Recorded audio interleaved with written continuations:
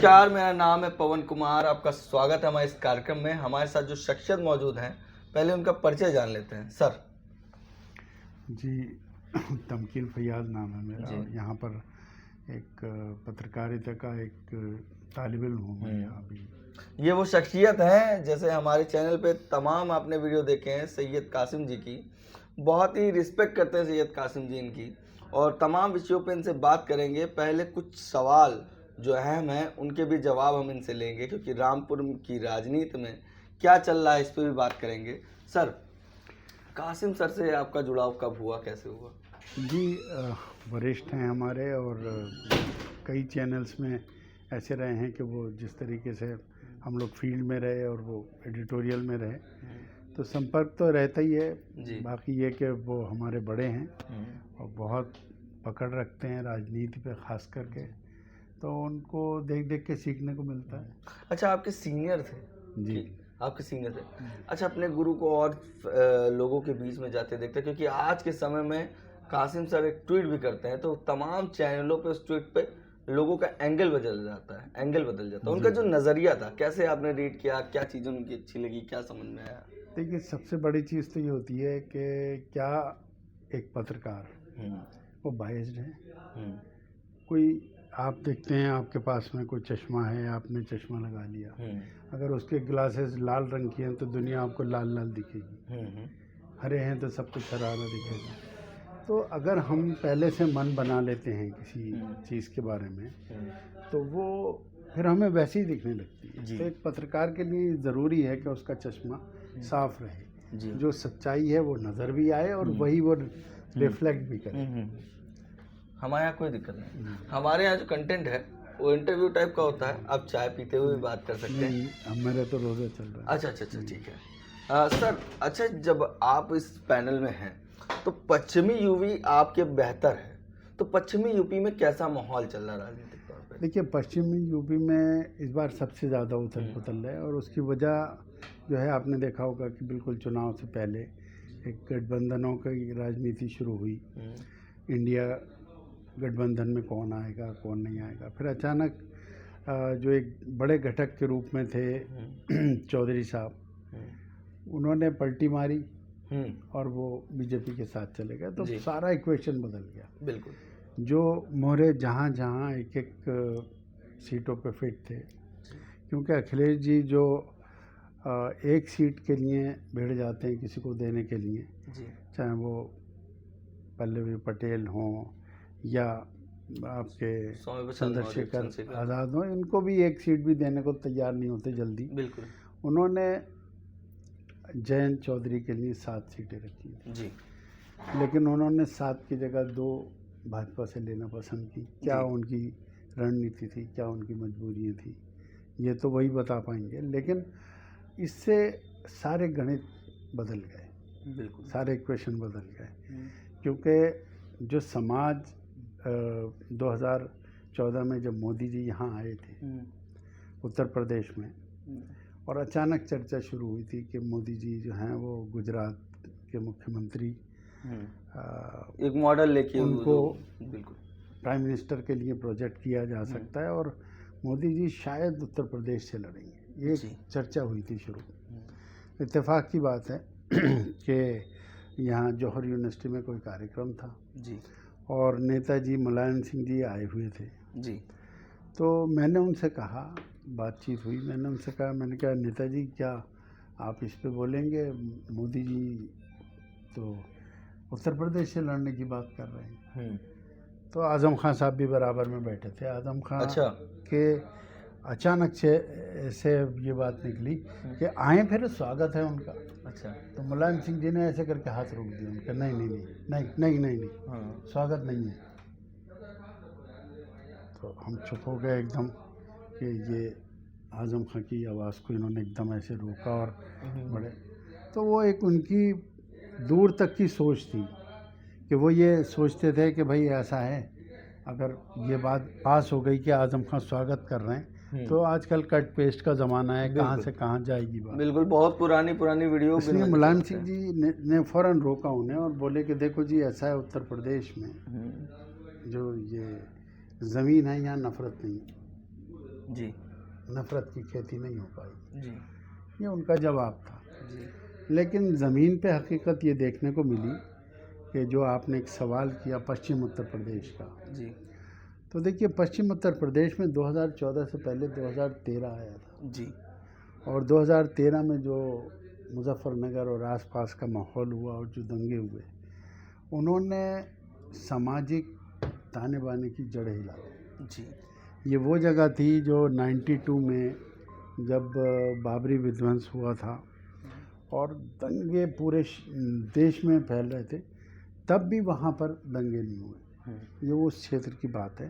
जी लेकिन 13 के दंगे ऐसे थे कि जो एक लंबे समय तक चले और तमाम सीमाएं लांघ गए, और दो जो समाज के दो अलग अलग अंग थे, जाट समाज एक मुस्लिम समाज, जी उनमें दरार बहुत गहरी हो गई। ओके और ये राजनीति थी। राजनीति क्या थी कि मुलायम सिंह जी, चौधरी चरण सिंह जी के अपने को भले ही वंशज नहीं हैं, लेकिन वो अपने को उनका ही वारिस मानते हैं, राजनीतिक वारिस। तो मानते क्या है, उन्होंने उनकी विरासत पे कब्जा किया। जी और अजीत सिंह जी जो कि इंजीनियर थे, अमेरिका से आए थे, वो शायद उस चीज़ को इतना मेकअप नहीं कर पाए नेताजी मुलायम सिंह के मुकाबले में। तो जो कुछ उनकी विरासत राजनीतिक थी वो उधर चली गई। लेकिन बाद में फिर ये हुआ कि जो जाट समाज है वो अपने नेता को, अच्छा ये चौधरी जी, Attract हो सर यहाँ पे मैं रुकूंगा। चौधरी जी ने कभी है जो जाट और जो मुस्लिम की बात की, ये चीज़ नहीं लिखी। मगर जयंत चौधरी इस तरह का अगर करते हैं तो नहीं, किसान मैं- तो मैं आपको पश्चिमी किसान वही- में तो मुस्लिम भी आता है ना। नहीं, वही मैं बात जी। बता रहा हूँ कि जो चौधरी साहब की राजनीति थी, चरण सिंह जी की रही हो या अजीत सिंह जी की भी, अजीत सिंह जी भाजपा से भी एसोसिएट हुए, लेकिन ज़मीन पर उन्होंने बंटवारा नहीं। किसान ठीक है, उसके पीछे क्या था, उनकी अपनी होल्डिंग थी। लेकिन 13 की राजनीति जो थी, जो मैं आपको बता रहा हूँ, 2013 के जो दंगे हुए, वो राजनीति ये थी कि वो समाज जो मुस्लिम समाज था, वो भी जो चौधरी साहब को वोट नहीं देता था, वो कांग्रेस को देता। बिल्कुल ठीक है, और भाजपा को नहीं देता था कोई। जाट समाज भाजपा को ना देके इनको देता था। अब जो नया बंटवारा हुआ उसमें ये हुआ कि जो भाजपा को वोट नहीं देते थे, क्योंकि गुजर समाज बीजेपी के पास था उस समय। ठीक है, आज भले ही नाराज़गियाँ हों, लेकिन उस समय गुजर समाज एक तरफा था जी जाट समाज नहीं था, वो चला गया बीजेपी के पास। जी नुकसान किसका हुआ? चौधरी अजीत सिंह का। चौधरी अजीत सिंह का। जो मुस्लिम समाज था वो भी नाराज़ हुआ, वो कहाँ जाता? कांग्रेस ने भी कुछ नाराजगी का विजय भी बन तो रहा है। वहाँ पर जो समाजवादी पार्टी का कोई पूछने वाला नहीं होता था, वहाँ उनकी भी जड़ें जम गई। तो ये पॉलिटिक्स ऐसी हुई कि समाजवादी पार्टी को भी फ़ायदा हुआ और बीजेपी को भी फ़ायदा हुआ। अच्छा लेकिन वो फ़ायदा जब आप 14 के बाद 17 में आते तो उसका जो इम्पैक्ट आया वो इतना ज़्यादा आ गया, बीजेपी इतनी पावरफुल हो गई कि पूरब से और उनको कुछ बेनिफिट मिला कि फिर जो समीकरण थे, समाजवादी पार्टी की राजनीति थी, वो उनके कैलकुलेशन से आगे निकल गई। अच्छा पानी सर से ऊंचा हो गया जी और सीधे भाजपा ने सरकार अपने ही दम पे बना ली। ये मामला था। तो ये आप देखिए, फ़ायदा जब भी रहा सपा को, जो मुख्य विपक्षी दल बना। अच्छा लेकिन जो बीजेपी थी वो बहुत ज़्यादा फायदा बढ़ गई आगे, और अपने बल पे सरकार बनाने के बाद फिर वहाँ पर क्या हुआ कि उस समय जो राजनीति चली थी वो पिछड़े समाज की, जी ओबीसी समाज, जी कहीं योगी जी का नाम नहीं था। चुनाव प्रचार में अगर आप याद करें तो नाम ही नहीं था। और इवन जो केशव प्रसाद मौर्य मुख्यमंत्री की लिस्ट में भी उनका नाम नहीं था ही नहीं। हाँ, कहा गया था। मतलब 1 2 3 अगर आप नाम उठाएं 4 तो भी नाम थे। नहीं था उनका नाम नहीं था। लेकिन वो जब आए और आके वो स्थापित हुए तो वो इस तरीके से हुए कि तमाम ओबीसी समाज जिसने वोट दिया था, उसमें जाट समाज भी था, उसमें मौर्य समाज भी था, उसमें कुर्मी भी थे, उसमें यादव भी अच्छी तादाद में। क्योंकि आप सर्वे उठा के देखेंगे तो 2014 के सर्वे में हर तीसरे यादव ने बीजेपी को वोट दिया था। तो वो जो ताकत हुई वो नेताजी कह लें, समाजवादी पार्टी कह लें या अखिलेश जी, तो मैं नहीं समझता इतने मैच्योर थे उस समय जी। लेकिन उनके कैलकुलेशन से आगे निकले। मैं अगर गलत हूँ तो आप बताइएगा कि अखिलेश जी जब आए, मतलब जो मुख्यमंत्री बने, उसके बाद अभी तक के सिंगल चुनाव लड़े भी नहीं है, कोई सफलता, मतलब सिंगल चुनाव गठबंधन इनका रहा ही है। नहीं, देखिए गठबंधन की तो कह सकते हैं ये समय है, दौर है, और नहीं, कौन बिना गठबंधन के लड़ा। जब मुख्यमंत्री बनने के बाद, एक तो इनको मुख्यमंत्री डायरेक्ट बनाया गया, उसके बाद ये लोगों से इतना इंटरेक्चुअल मिले भी नहीं और लोगों से टच भी नहीं बना। देखिए ऐसा है, राजनीति जो है ना वो गणित का खेल नहीं, ये केमिस्ट्री होती है। गणित में तो 2 + 2 4 होता है जी। इसमें ऐसा कुछ नहीं है जी। इसमें आपके कप में चाय है, अगर इसमें एक एसिड की बूंद पड़ जाएगी तो सब बेकार होगी। बिल्कुल, मतलब कहीं ना कहीं कुछ दिक्कतें हैं। बहुत ही ज़बरदस्त बात हो रही है और मज़ा आ रहा है, क्योंकि जिस तरह से कासिम सर ने आपके बारे में बताया, हम चाहते थे आपसे मुलाकात हो, 4 टीवी की भी बात वो करते थे, आपसे मुलाकात हुई है और रूबरू। एक सवाल मैं लूँगा, पहले मैं कासिम सर से रिलेटेड मेरे जहन में आया, तमाम पत्रकार सर आपने देखे उस दौर से लेके आज तक, कासिम सर में क्या अलग दिखा आपको? मैं वही तो आपको बता रहा था कि वो कोई बायस नहीं है। अगर वो कोई बात कहते हैं और उनकी कैलकुलेशन, उनकी अपनी गणित, उनकी चीज़ ये बताती है कि इस वक्त कांग्रेस का फ़ायदा है जी। या कांग्रेस को ऐसा करना चाहिए, ये करेगी तो ये होगा, या बीएसपी ऐसा करेगी, उनके कैलकुलेशन जो होते हैं वो बिना किसी पूर्वाग्रह के होते हैं जी। तो वो आते हैं ज़मीन पे, नज़र आते हैं कि हाँ ये हुआ। आजकल सोशल मीडिया पे तमाम लोग हैं, वो कमेंट करने में नहीं चूकते और वो ये नहीं जानते हैं कि इस पत्रकार की अहमियत क्या है।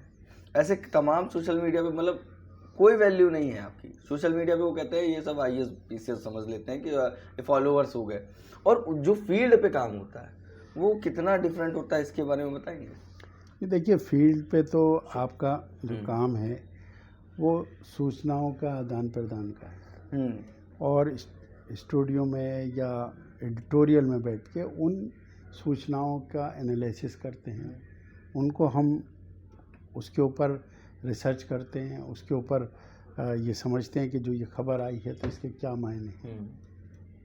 अच्छा, एक चीज़ और, सोशल मीडिया पे आप अपना कोई भी सर्वे चला दीजिए, मगर जो पब्लिक से मिलकर करा जाता है, जो लोगों से टच करके किया जाता है, वो ज़्यादा अहमियत रखता है कि डिफरेंस होते हैं कि नहीं होते हैं? देखिए, अब थोड़ा सा बदल गया माहौल।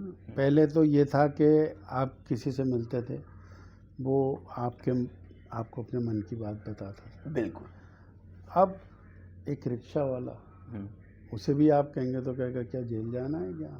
हाँ। ये तो नहीं बोलूँगा मैं, क्यों कैमरे को देखेगा, कैमरा है, बंद करिए इसे, तब बताऊँगा। हाँ, मैं वही बात करना चाहता तो हूँ। वो चीज़ जो अब हुई है, वहाँ पर आप सोशल मीडिया की, ये अलग बात है कि तमाम फेक के सोशल अकाउंट्स मीडिया बने पे हुए तो हैं, हाँ। ठीक है, और लोग उसे मैनिपुलेट कर रहे हैं, लेकिन अगर सोशल मीडिया पे आप जाएं तो आदमी खुल के राय देता है। नहीं, सोशल मीडिया पे ये भी तो होता है सर, जैसे सोशल मीडिया, जैसे आपने कहा कि कैमरे के सामने, सोशल मीडिया पे भी आदमी कतराता है, मगर जब ऑफलाइन, जैसे आप हैं कासिम सर, आप फील्ड में गए हैं, लोगों कैमरे नहीं, बगैर कैमरे के भी आपने बात की, जी। तो वो ज़्यादा इफेक्टिव होता है, उससे अच्छी जानकारी मिल पाती है, क्योंकि जब आदमी वोट करने जाता है या कुछ भी करने कोई भी एक्शन भी लेने जाता है, तो आप कभी भी जाएं फील्ड में, अब आप मेरी एक बात को ध्यान रखिएगा जी। पहले आप पत्रकार हैं, आप उससे सवाल करने आए, लेकिन वो पहले आपको गौर से देखेगा कि आप क्या सुनना क्या चाहते हो। आप बिल्कुल। क्या आप भाजपा की तारीफ सुनना हाँ। चाहते हो या सपा की सुनना चाहते हो, फिर वही बोलने लगेगा वो। हाँ। वो पहले आपको एनालिसिस आपका कर लेता है। अब इतनी जनता समझदार है कि वो किसी से पंगा नहीं लेती।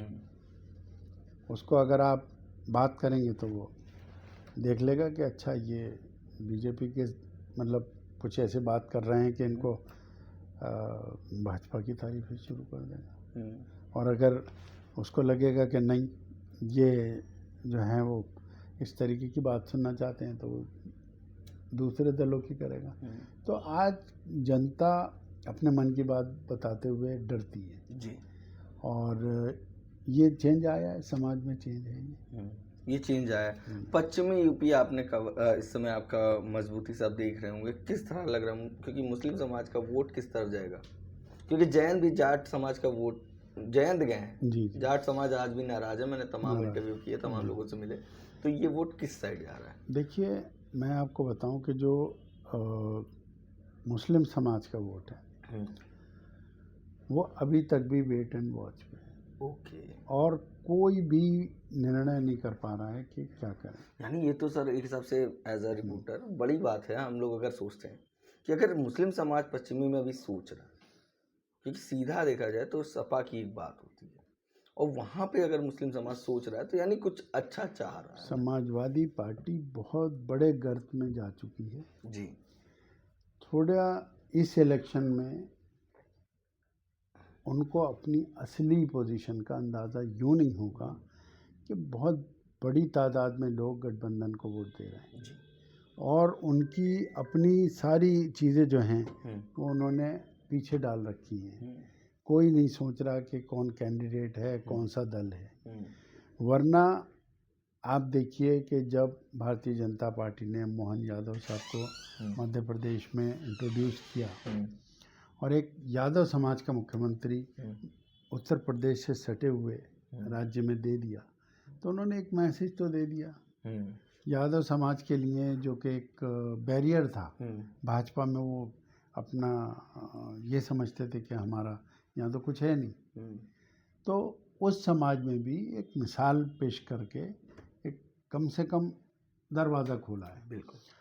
तो वैसे भी जो लोकसभा के चुनाव होते हैं उसमें यादव समाज जो है भाजपा की तरफ जाने में कोई ज़्यादा सोचता नहीं है। 2014 में अगर आप देखेंगे पश्चिमी साइड में मैंने कई सीटें देखी, चाहे केसरगंज हो, इस साइड आ जाता हूँ तो इधर भी देखता हूँ, तो आरएलडी से गठबंधन था, ठीक है, मगर यादव समाज का जो वोट बैंक है, जिसका वो उनका कोड वोट, वो उनका वोट उस सीटों पे नहीं मिला जहाँ पे मुस्लिम प्रत्याशी थे। वो कहीं ना कहीं भाजपा ट्रांसफर। रामपुर की है, रामपुर में जो दोनों उपचुनाव हुए हैं आजम खान के जगह पे जो पार्लियामेंट का उपचुनाव हुआ, उसमें भी अगर यादव समाज ने दिया होता वोट पूरी तरीके से तो नतीजे कुछ और होते हैं। बिल्कुल।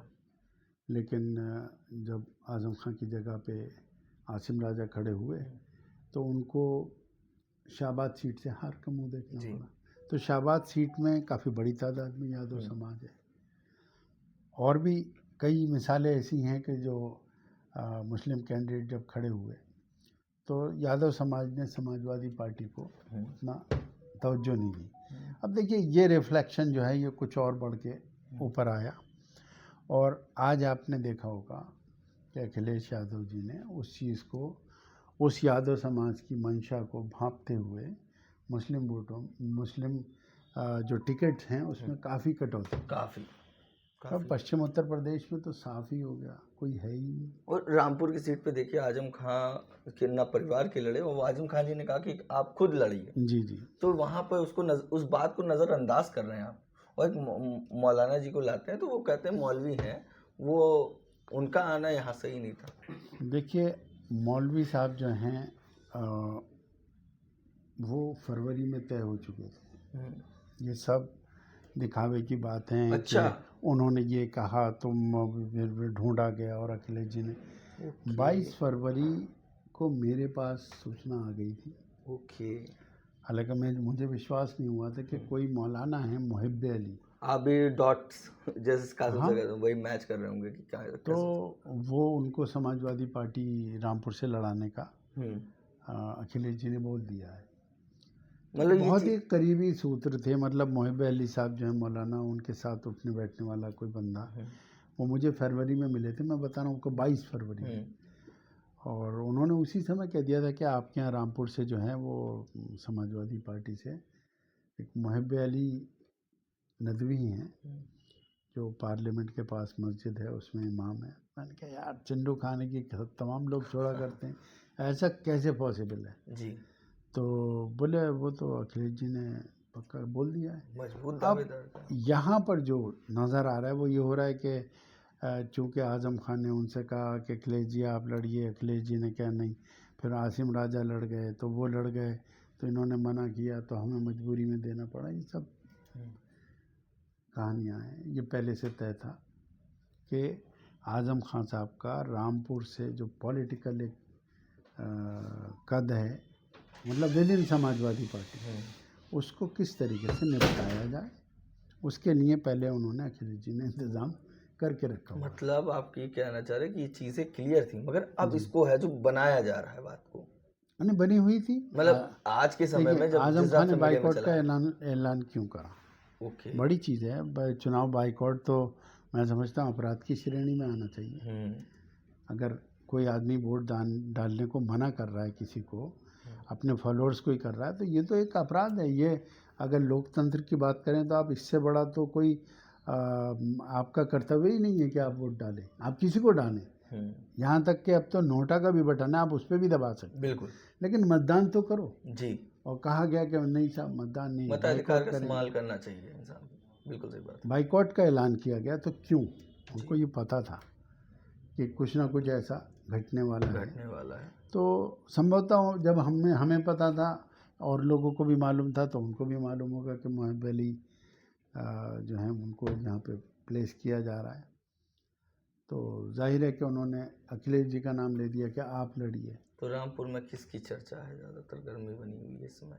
मतलब खुलासा होगा, मगर आप सीनियर पत्रकार हैं, आप लोगों से मिलते होंगे। नहीं, मैं आपको बताऊं, देखिए अभी जो इलेक्शन है वो अभी 3 या 4 दिन के बाद ही कुछ नज़र आना शुरू होगा, क्योंकि ये मुस्लिम बाहुल्य क्षेत्र है और फ़िलहाल जो है यहाँ पर रमज़ान की वजह से कोई राजनीतिक सरगर्मियाँ इतनी ज़्यादा आगे नहीं चल पा रही हैं और सन्नाटा है, खामोशी। आज़म खान भी खामोश हैं। अब जैसे ईद हो जाती है तो ईद के ही दिन से मैं समझता हूँ। वहाँ जिला अध्यक्ष ने भी कहा कि हम एक वीडियो आया है, एक चैनल पे है, तो वो कह रहे हैं कि हम बसपा के प्रत्याशी को जाएंगे क्योंकि लोकल है, यंग है, और मौलाना साहब को नज़रअंदाज कर रहे हैं।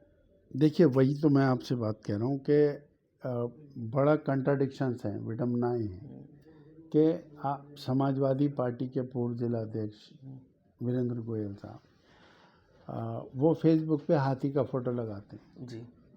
लोग चर्चाएं कर रहे हैं, लेकिन फिर क्लियर ही स्टेटमेंट आ जाता है उनका कि मैं तो बसपा को वोट दूंगा।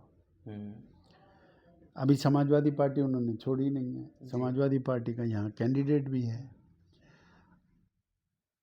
अकेले वो नहीं, बल्कि आज़म खान साहब के जो भी यहाँ पर सिपह सालार हैं, जो उनके राजनीतिक सेकंड लाइन के नेता लोग हैं, उनमें से किसी एक की कोई एक तस्वीर मौलाना के साथ नहीं। ओके।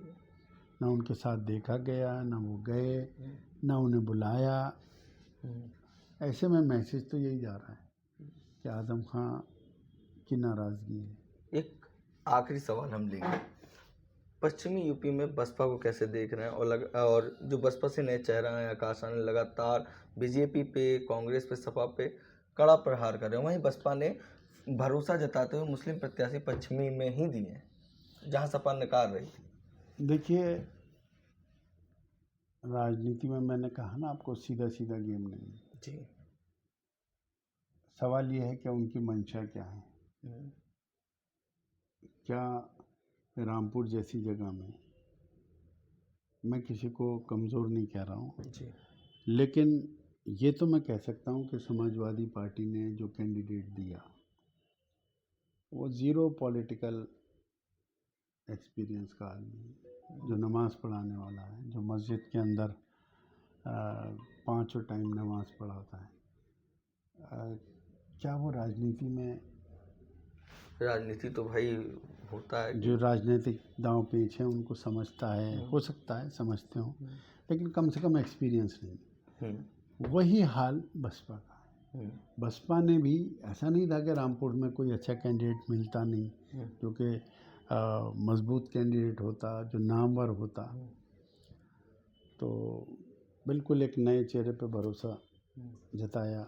एक युवा हैं, रामपुर के हैं, सब कुछ है, लेकिन ज़ीरो एक्सपीरियंस राजनीति। मगर यहाँ पे एक चर्चा है, कल रात में बात हो रही थी सर, तो उन्होंने ये कहा कि वो यहाँ के लोकल है, दूसरी चीज़ युवा भी है, तो कहीं और जाने से अच्छा है। वहीं आजम खां की जो नाराज़गी आपको दिख रही है। नहीं, मैं और बात कर रहा हूँ, मैं ये नहीं कह रहा, मैं उनके ऊपर कोई कमेंट नहीं कर रहा, मैं तो ये बात कह रहा हूँ कि आज के समय में जो समाजवादी ने कैंडिडेट दे दिया, जो बसपा ने दे दिया, जो भाजपा ने दे दिया, हमारे आपके पास चॉइस क्या है? जी।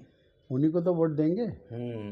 लेकिन मैं बात कर रहा हूँ उस टिकट के सिलेक्शन की, कि क्या बसपा इस जगह पे कोई और अच्छा कैंडिडेट जो कि एक्सपीरियंस्ड होता, तमाम ऐसे लोग हैं जो कि बड़े नाम हैं जी, जिनको टिकट नहीं मिल पाया है, ठीक है, उनमें से कोई नाम होता, सीट निकल के जाती सीट।